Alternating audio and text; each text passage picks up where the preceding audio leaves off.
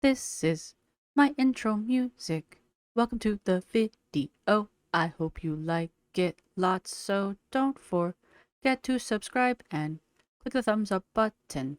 Now let's react. Hey, hi, hello then. Welcome to another episode of me breaking up a video into 2 chunks because it's just way too long otherwise. So, this is the second part of me watching Rosee's the pain of being an ex-stepmom. And I'm obviously recording the intro after the fact. So, we're just gonna jump right into the video, picking up where the last one left off, which is actually okay because I had to stop recording at this point anyway for the day, and it is what it is. So it's gonna be kind of disjointed anyway. So I should have just done this to begin with, is what I'm trying to say. But thank you to everybody who's been supporting the channel. Thank you to my subscribers. Thank you to my members. You guys rock. Thank you to everybody who's going to hit the thumbs up button. I do have the video sped up when we finally get into said video. And I don't know if there's anything else that I need to say about the video, but this is part 2. So if you're jumping in and this seems weird, go back and watch part 1. Which is also very long. So sorry about that. And that's pretty much all I've got for you guys. So onward to the video. Bwahaha. Woo. We're going to get the rest of this. We're going to get the rest of this today. Yes, we are. Wah. If you hear the AC kicking on, it is because it is almost 100 degrees outside. So sorry about that. Can't do anything about it. I can. I'm not going to. All right. We got about 10 minutes. No, we got about 18 minutes of this left. So let's just jump right on back in about Rosee telling us about what a great stepmom she was because she invaded a child's privacy. I don't really have an interest in birthing children. Like, I don't want to have my own children. And I think another reason I just want to borrow other people's. Reason why I want to talk about this is What? Okay, let's try that again. I so desperately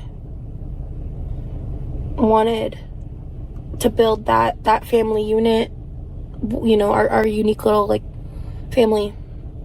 Because I don't really have an interest in birthing children. Like, I don't want to have my own children. And I think another reason why I want to talk about this is I was chatting with someone, like, in terms of potentially dating, and they had a kid, and I had to ask myself that question, like, am I willing to have my heart broken like that again?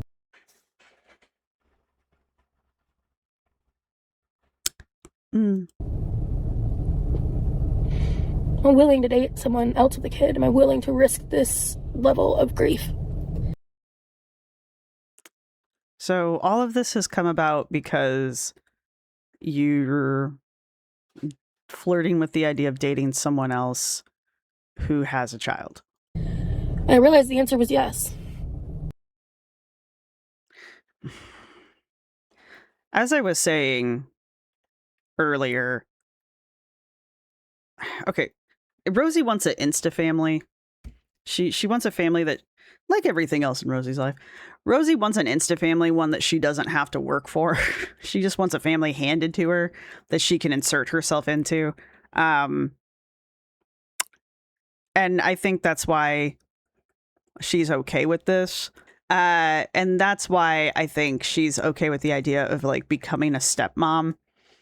But, you know, Rosee, she's immediately going to assume that she knows better than the biological parents, who probably are still involved in the kid's life.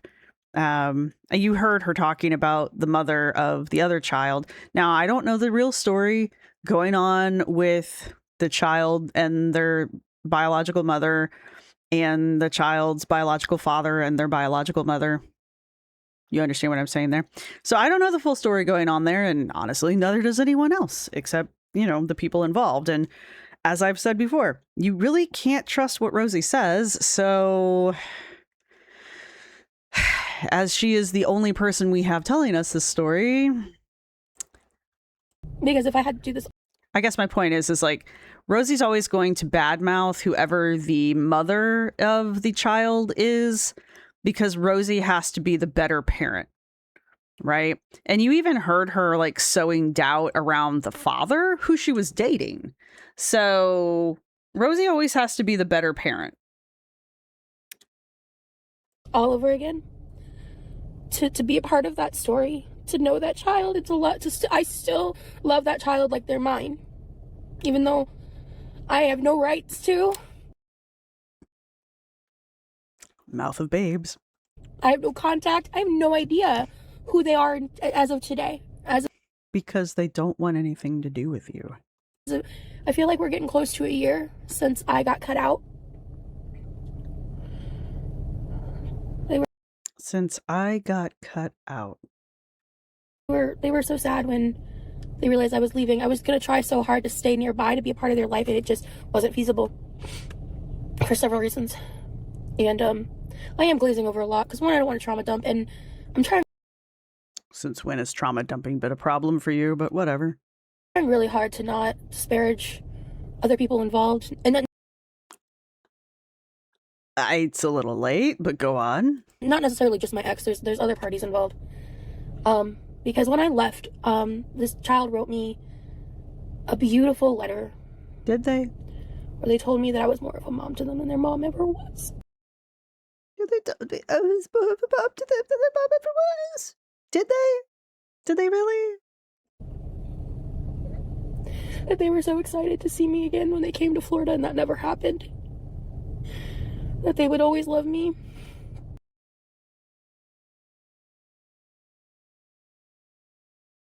Yeah, I know. And then, within a year or so, one day I get a call out of nowhere being told that, that basically they don't want to talk to me anymore. And obviously, that's devastating to hear. And then when I ask why, I'm not really given a reason. You don't need a reason. Here's the thing. Amber pulls this shit too. I needed closure. Okay. You don't deserve closure. I understand that when people break things off with other people, or when you get dumped, or because effectively that's what happened here. She got dumped by this imaginary child of hers. I'm not saying the kid is fake. I'm saying this relationship she had with the child is apparently imaginary. In my opinion. My opinion. I'm dusting my desk off for some strange reason. But when someone cuts you out of their life for whatever reason, they don't owe you closure. And yeah, I mean, naturally you want closure because, like, what the hell just happened, obviously. But like, you're not owed closure. But like with her and Amber, like they feel like they are, but they also feel like they're owed a lot of things in life. So, you know, it goes hand in hand with that.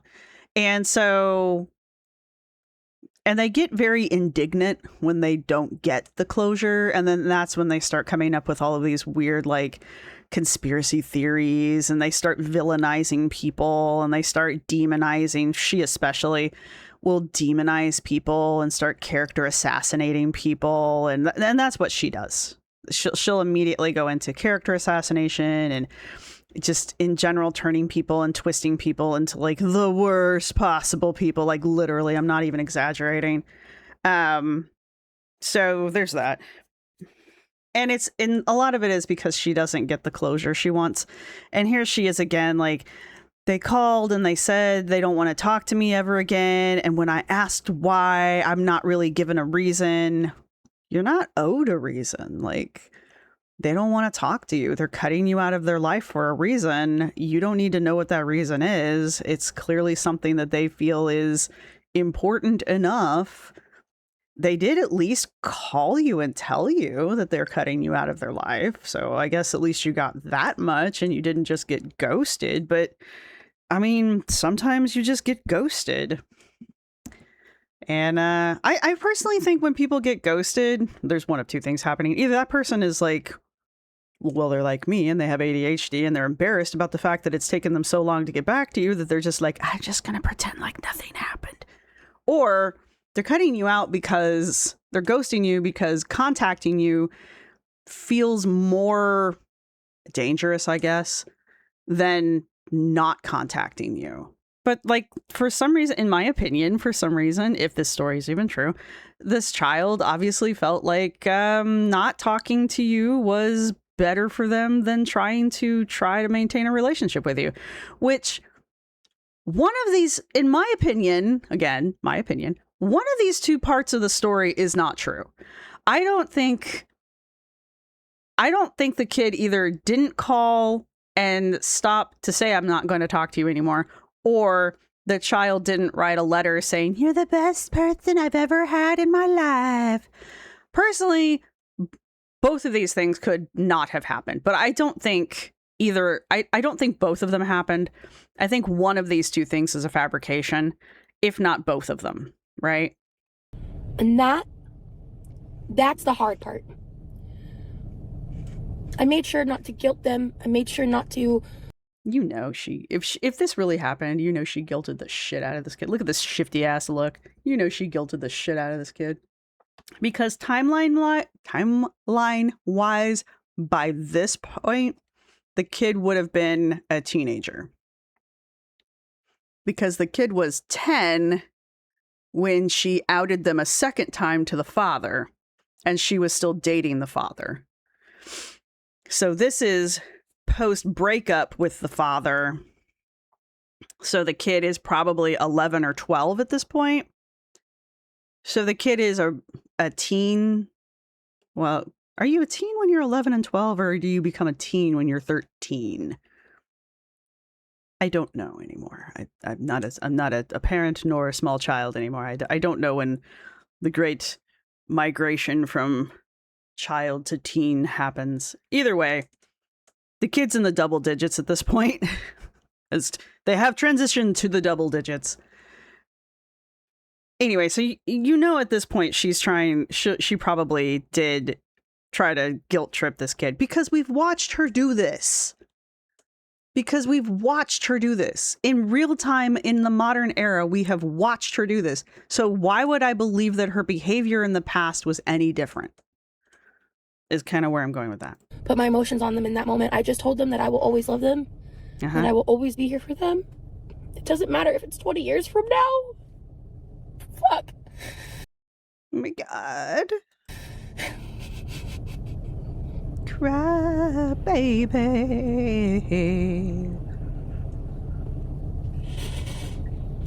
It doesn't matter if it was 20 years from now.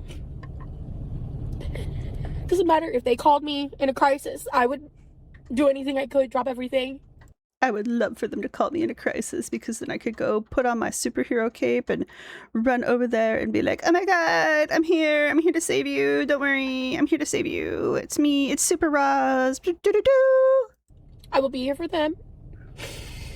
When I told them that I will always love them and I will always be here for them, I meant it. I'll be there for you. I just think there were other adults at play. Because obviously this child, once again, cannot be making their own decisions. That would be weird. They can't come out on their own. They couldn't possibly make their own decision to confront their father with their choices on their own. And obviously they couldn't be cutting me out of their life on their own. This kid obviously can't be making their own decisions on their own. And honestly, I am not necessarily referring to my ex. I don't think he necessarily helped. I don't think he fostered communication. I think there were certain situations that his inaction caused a lot of problems. His inaction caused problems. I think it would be weird. Again, don't have kids. I think it would be weird if my child maintained communication with my very problematic ex after I broke up with them and effectively kicked them out of my house. I feel like that would be strange, and as a parent, I might not be okay with that. Not a parent. I'm just thinking, maybe I wouldn't be thrilled about that. So maybe I wouldn't be fostering communication with that, or, actively be encouraging. But there are other people in his life, and the fact of Did he communicate with his family? Did he hang out with his family? Did he spend time with his family? Was that not approved? Was that not approved by Roz? The hanging out with the family and the communicating with the family, was that not approved? there was someone that he dated very briefly, but he kept around for a long time, who essentially just kind of filled my spot in the child's life. Do you mean there's a pattern? Do you mean that he has a tendency to date women and then introduce them to his child because they are potential life partners for him, and he wants them to meet his child to see how well they're going to get along?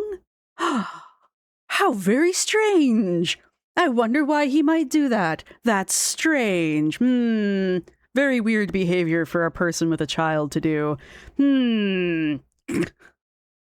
How dare he introduce this child who has no relation to you in any way, shape, or form? How dare he introduce his child to the people that he is dating? How dare he make that decision without informing you, who have literally no reason to be involved in this whatsoever? I feel like the only other person that might need to be informed about this would be the kid's birth mother. And from, I don't know, the stories that you tell us, I don't know how true they are. The birth mother is not exactly involved in the kid's life. But again, these are stories that Rosee tells us, so I don't know how accurate they are. So there. So, like, what the fuck did you expect? Oh my God, he started dating someone else after we broke up. People tend to do that. People tend to date after they break up with other people. That tends to happen. And he let that person into their child's life. His child. He let another person that he's dating into his child's life. Wow, that's so weird. Can't believe he did that. She's just so weird. And I just think there was some manipulation that went down. But that's neither here nor there. It's out of my control. And I mean, maybe the kid just finally was like, wow, this is kind of weird. Maybe I shouldn't do that. I don't care. They're a child. It's not their fault. And it's the people around them's fault. If it hurts them too much to maintain a long distance connection, well, it's kind of confusing and a weird dynamic. I don't blame them for that. Really? It's not their fault. I'll never forget. I hadn't left Omaha yet, and I was in the car with them, and we were talking, America. and I asked them, I was like, how would you feel if I eventually dated other people? And without missing a beat, and like, whenever I told my friends this, they were just like, damn. And they were like, honestly, I'd be really happy for you, because I would want you to spend time with someone that, like, I would want you to be with someone who, like, actually wants to be around you or with you or something, because of the way my ex had been treating me, especially near the end. That's not what this video is about. We're not getting into that. Maybe one day I'll talk about it, but we're gonna talk about it. From the mouth of a babe, right? You tell us a lot without saying anything.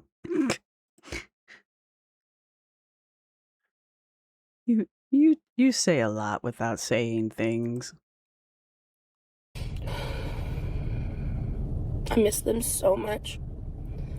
I miss the fantasy of this person so much. That was like our thing. We would like blast Hamilton. I also really got them into Girl in Red at the time. I really got them into Girl in Red? When I was living there, Girl in Red was really popular on like gay TikTok. And I played them Girl in Red, and I just like casually mentioned it offhandedly, and this was like right before they came out. And Is that why they came out? Because you introduced them to Girl in Red on TikTok?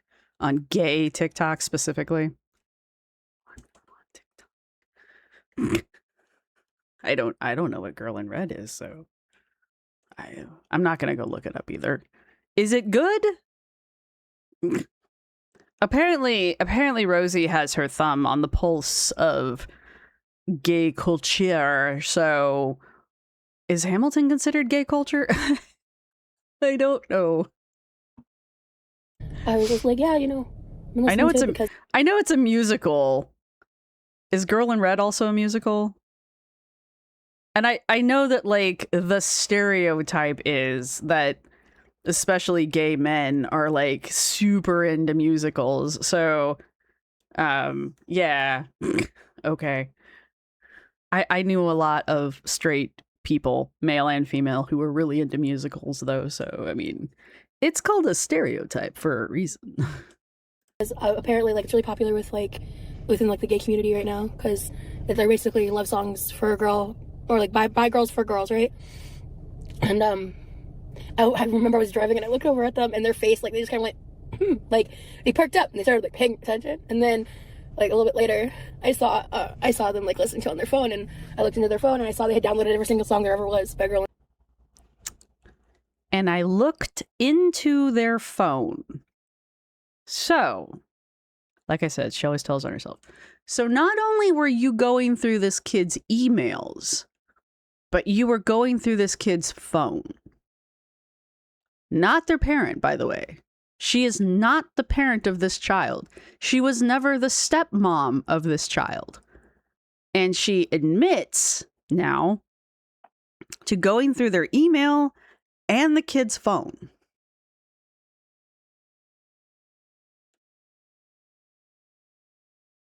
This random person in this kid's life is invading this child's privacy on the regular, as if it is perfectly normal. Like, if I, as a parent, I don't know why this is bothering me, but it is. If I, as a parent, found out that someone I was dating, this is all hypothetical because I am not a parent, and my days of dating are, limited. I don't know why I said it that way. I've been with my partner for like 17 years. Don't fight with me on this one. Don't challenge me. Clearly I'm bad at this. The point being, if I were a single parent and I was dating someone and I found out that they were going through my kid's email and phone,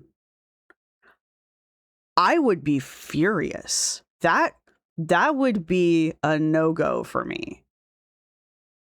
Okay? But I personally have a very strict personal boundary, right? I don't agree with, like, especially the older the kid gets, I don't agree with, like, invading personal space and that kind of a thing. Though I do understand that, like, again, not a parent. I do understand that kids are up to stuff, and, like, as a parent, you want to, like, you want to keep them safe and stuff like that. And, they're not always forthcoming and yada, yada, yada. So again, not a parent. However, also not the parent. I figure if anybody is supposed to be going through emails and phones and invading personal space of a child, it's probably the parent, right? Whether I, a complete stranger, agree with it or not is irrelevant, but I'm pretty sure parents are probably not okay with the randos they're dating going through their kids' shit. Right? Am I nuts? Am I off base? Now, I will say later on, when she reinvents this story, she says something to the effect of, my ex asked me to do this. My ex asked me to monitor the child's email or something like that. And I call utter bullshit on that, because this is the first telling of this story. And, much like with Anna, who likes to add details to stories to make herself sound good, because she finds out that the first telling makes her sound not stupid, but awful. Rosee does the same thing. She tells a story, she gets called out for it, and she's like, well, here's a detail I didn't tell you the first time. Doesn't this make me sound better? And it's like, no, it really doesn't. Because why didn't you mention that the first time? And then you continue to embellish it, and it doesn't really help make you sound better. It really just kind of adds more questions to the story that aren't really helping. So yeah, that's anyhow. Red, and then they started like offshooting into different music that was like similar genres, and like I watched their music taste evolve, like shit like that. I miss so much.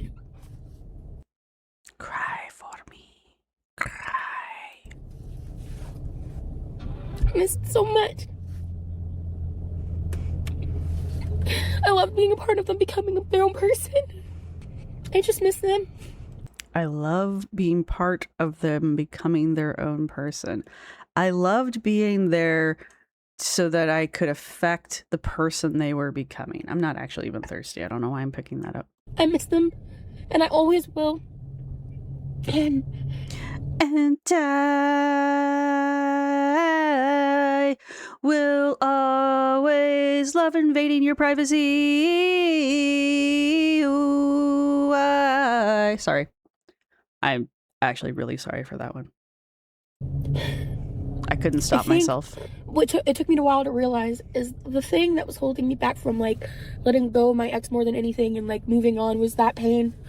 The thing that I grieved the most wasn't even the relationship, because honestly our relationship was up and down a lot.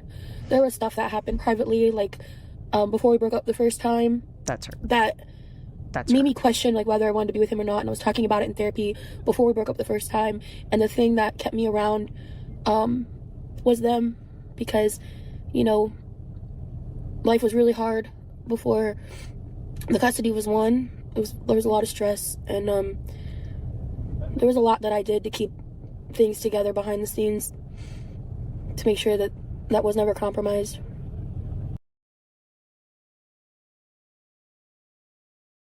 That was a weird sequence of vocal hesitations and body languages all sandwiched together. And you know, he's not a bad person, but I'm saying he's a bad person. He probably wasn't the greatest partner to me in a lot of ways. We had our issues, but he's not a bad person, but you know, I question his parenting, and I tell you he's a bad person, and he's a terrible partner to be. And you know, there was a reason why when I was going through the doxing stuff and people were ripping my life apart and posting other people's information that were tied to me online, that I had to delete my first Instagram account. But you didn't. You didn't delete your first Instagram account. It's still there, isn't it? Am I crazy? His family found out, and they were funding the custody battle. And the lawyers said that at that point I had become a liability for this. Oh, okay. So way back at the beginning of this. This is a long one. I remember I was telling you that, she was told she had to quit doing the adult stuff because the custody battle thing. Yeah. Of the case. And we had two options. We could either break up or I could get off the internet entirely. I used to say all the time, like, I picked my relationship, but I didn't just pick my relationship. I picked them. I picked both of them over the internet. And I would do it again. But there's still pictures of you with, not the kid, but there's still pictures of you with the ex on the internet, on your social media. It was heartbreaking and hard, and it put me in a severe depression. Crazy, right? But and it took me about 5 years to actually return to the internet. So 6 months later, like, I made a new account, and I kept promising to come back and post, but I was just so traumatized by all of that happened, and I was so scared. I think maybe that's the first time she said the word trauma in this one, to be perfectly honest with you, though. You haven't really been paying attention.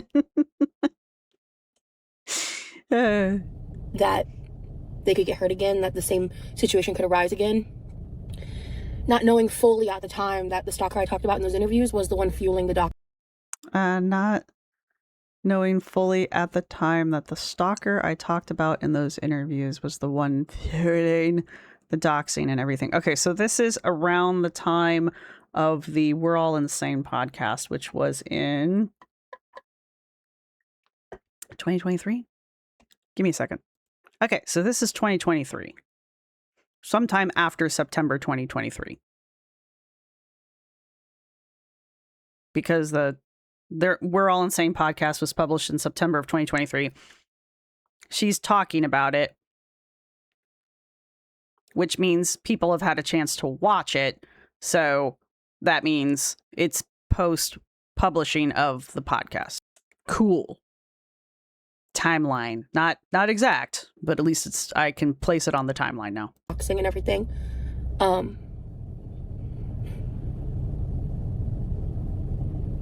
It's just crazy how that happened. And how in the end it really did attribute to the final fracturing of everything involved. Losing them, losing the thing that made me as close to a mother as I've ever been, was the hardest grief and loss I've ever known.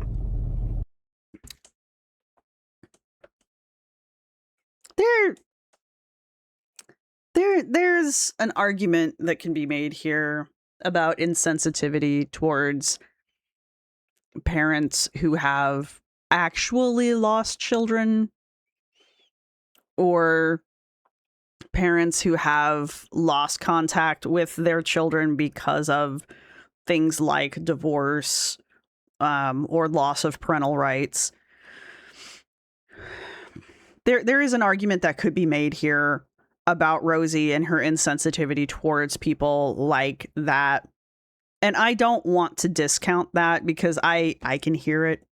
I can hear her doing it, and I can hear the argument in my head. So I know somewhere someone is making that argument, and I'm not wanting to downplay it, right? I want to acknowledge that I hear that argument, and I agree. I agree.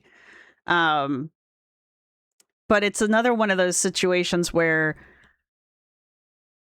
I don't think Rosee would ever have thought about other parents who would have gone through something like that, right?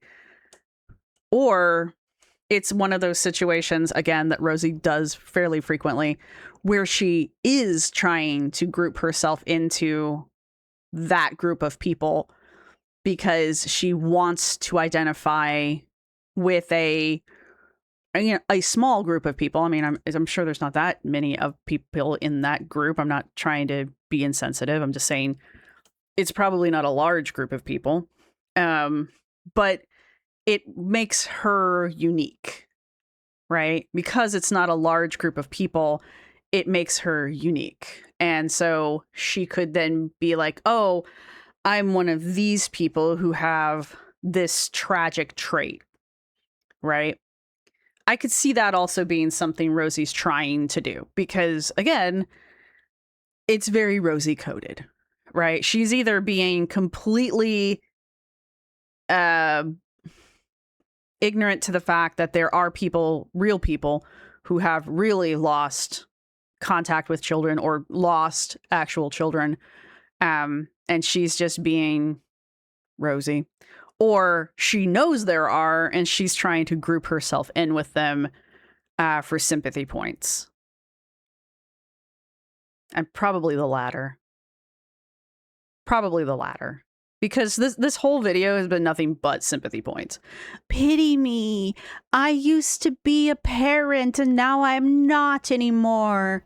I used to be a stepmom, but I've lost contact with the child. Their real parents made them stop talking to me. Weird, I know. It's strange. It's very strange that their actual parents wouldn't want them talking to you after they stopped dating you. That's so strange. I don't know why that would happen.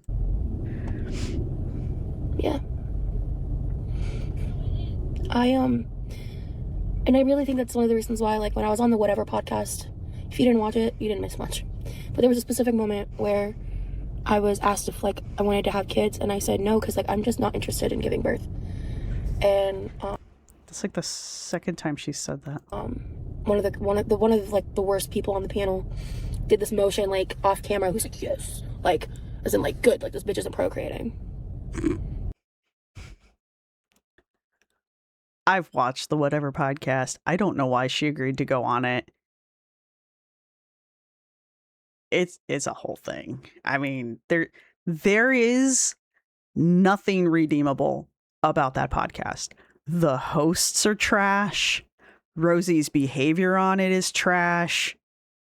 It's trash. The whole fucking podcast is trash. And if that's where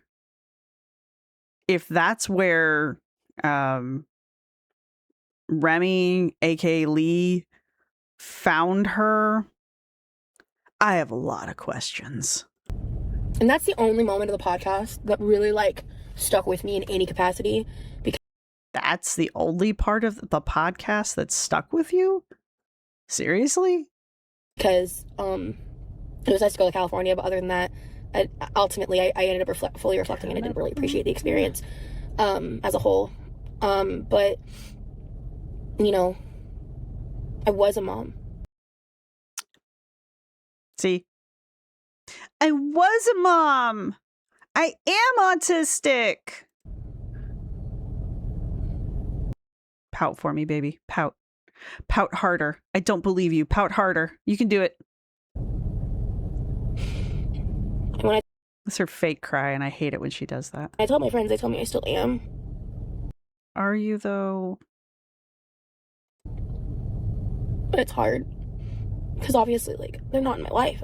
It's just such a weird layer of grief. It's so weird. It's such a weird dynamic. Weird. It's just like... Does Weird Wicked Wednesday have any of those weirds in their intro? Because you should. A once was kind of thing, but, like, it still feels so deep and real in my heart. And I would do anything to have it. To have that again. Including date another guy who's got kids. Because I just want to hijack his kids too. To have that, not just the connection, but just to have them in my life at all. In any level that they would have me. They told you they didn't want you in their life.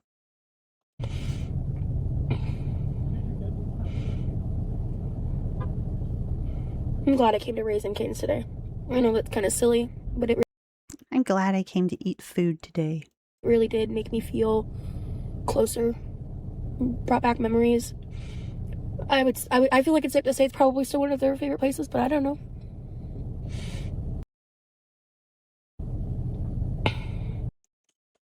She has mentioned at least two musical artists that this child supposedly likes. You know, Hamilton and Lady in Red.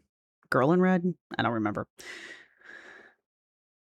So, but instead of being like, oh, I was listening to Hamilton today and it reminded me of my once not really stepchild, or, oh, I was listening to Girls in Red or whatever, I'm sorry, and it made me think of my never was stepchild. Instead of that, she's like, oh, I went to a fast food chain and I was snarfing down Raising Canes, and that reminded me of my child, my never was child. Everything in Rosee's life revolves around food, and it always has. So there you have it. They also really like this place, like I think it's called Pepper Jack's. I'm still not a fan of Pepper Jack's. See, more food. But you know, I have no idea what their favorites are. Like, I don't know where they're at in life, and that breaks my heart. I'd feel sorry for you if I at any point believed that this kid was ever actually part of your life, other than you dated their father. I have a lot more that I could say and want to say. Please don't. I just wanted to share this part of myself with y'all. Why? It's something I may not talk about again, or maybe I'll occasionally bring it up in passing, but it's not something that like I want to make like a consistent thing here on YouTube. But I know there's a possibility that my ex could see this, or people, and I'm challenging him to do it. People in their life could see it, and one day they could see it. I mean, people shouldn't be showing a minor, my social media, you know what I mean? But I'm not going to restrict my social media in a way that a minor couldn't see it. That would be far too responsible for me. I'm okay if they see this video one day, and that is something that I did consider before filming it. So let's pretend. So what you're saying is you filmed this video in the hopes that this child would see the video so you could emotionally manipulate them through the video? Okay, Amber. Most of this they know. I think almost everything I've said they know. But I love them with every fiber of my being, and I always will. And I'm not going to do it again, sorry. I'm doing the it experience of being able to be their stepmom, which obviously I was never married to my ex, but therefore you were never their stepmom. I was very much that role in their life, and I believe they did call me that. Did they? Did they though? At some point. In my head, they called me that. It's just not fair. And in time, I thought I would start to move on more and I wouldn't still be so sad. But it's been 2.5 years since I've moved to Florida, and it's been about a year since I last spoke to them. Maybe more than a year. I actually don't remember when the, cutoff happened. I don't remember. Don't you think you'd remember that? Remember at what point. And I think it did happen in 2022, so yeah, actually it's been over a year. I just don't remember at what point in 2022 it happened. Okay, well, so you haven't talked to the kids since 2022.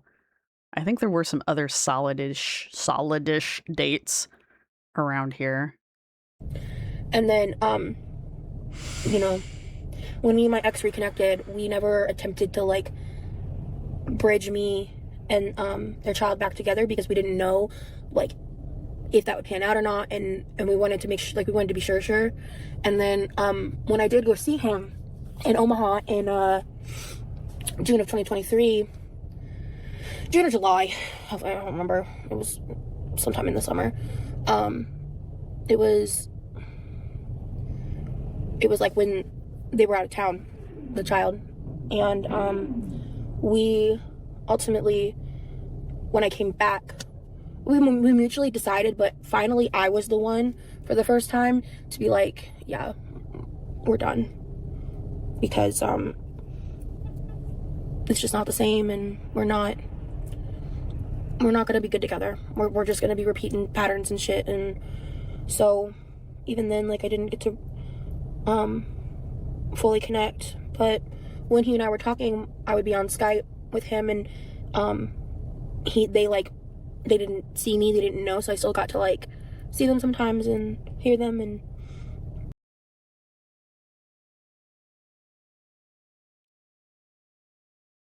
okay, so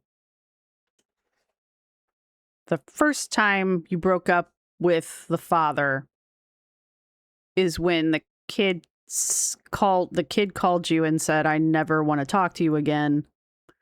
And then you and the father started dating again in 2023?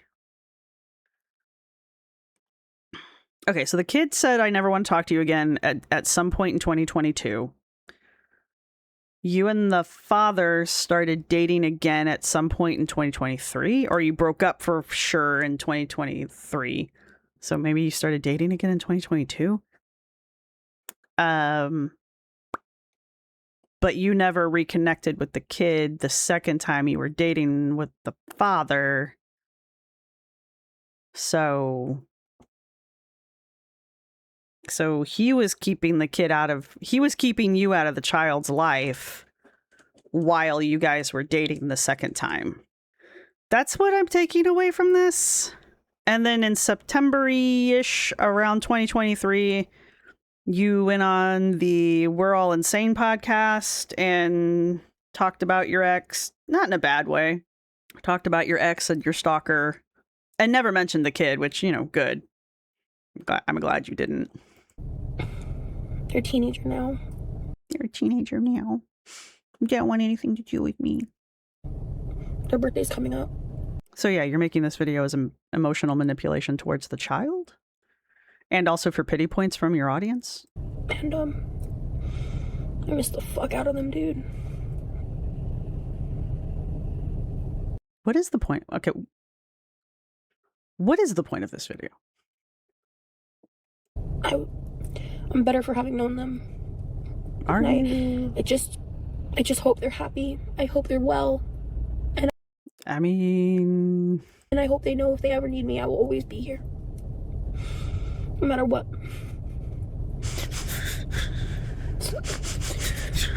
I'm gonna go. Cool.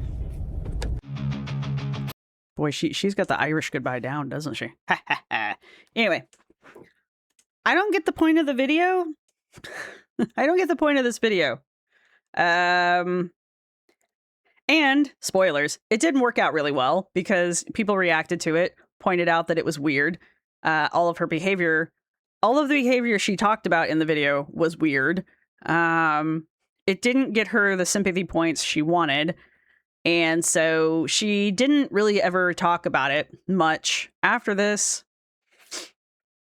But then people started reacting to her and they started reacting to her past content. And then she started having to defend this. So, yeah. And that's when the story started evolving into, I don't know how I got access to their email. I don't remember how I got access to their email. But somehow magically I did. And and I went through their phone. She admitted that. I went through their phone just to check their musical tastes, though. I was just watching their music tastes evolve. I don't care why. You shouldn't be in this kid's anything. Anyway. But then she was like, oh, well, the father asked me to do that. But all of this occurred while the kid was like 10 and under. But then she was still invading their privacy after the kid came out. So past the age of 10, because she said that the music thing happened after the child had come out. So she was still invading this. So the entire time she was with this kid, she was invading their privacy, their electronic privacy. Did the father know? Maybe he did. Maybe he did and he didn't care. I don't know. Did the kid know? Did the kid know you were going through their shit? Did you tell the child at some point that you were going through their emails and their phone? Maybe that's why they never wanted to talk to you again. They found out that you were going through their crap. Anyway, all right. If you've made it this far in this very long video, go ahead and leave. Isn't there like a little like envelope?